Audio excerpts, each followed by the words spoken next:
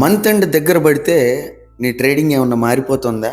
Chart అలానే ఉంటుంది, market కూడా అలానే ఉంటుంది, కానీ నీ మనసు మాత్రం మారిపోతుంది.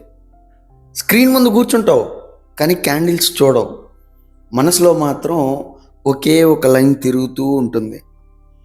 ఈ ట్రేడ్ ఖచ్చితంగా కొట్టాలిరా బాబు, లేకపోతే అయిపోతాం అని. అక్కడి నుంచే సమస్య మొదలవుతుంది.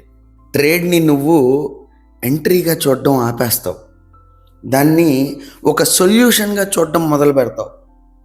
ఈఎంఐకి సొల్యూషన్, ప్రెషర్కి సొల్యూషన్, భయానికి సొల్యూషన్. అప్పుడు సెటప్ చూసి ట్రేడ్ తీసుకో, అవసరాన్ని చూసి ట్రేడ్ తీసుకుంటావు. చిన్న ప్రాఫిట్ వస్తే త్వరగా బయటకు వచ్చేస్తావు, ఎందుకంటే ఇప్పుడు ఇది చాలే అనిపిస్తుంది. లాస్ వస్తే హోల్డ్ చేస్తావు, ఎందుకంటే ఇప్పుడు నేను లాస్ తీసుకోలేనురా బాబు అనిపిస్తుంది. నిజం ఏంటంటే ఆ టైంలో నువ్వు మార్కెట్తో ట్రేడ్ చేయడం లేదు, డెడ్లైన్తో ట్రేడ్ చేస్తున్నావు. డెడ్లైన్ ఉన్నప్పుడు నువ్వు సెటప్ చూడవు, నువ్వు సిగ్నల్ చూడవు, అవసరాన్ని మాత్రమే చూస్తావు.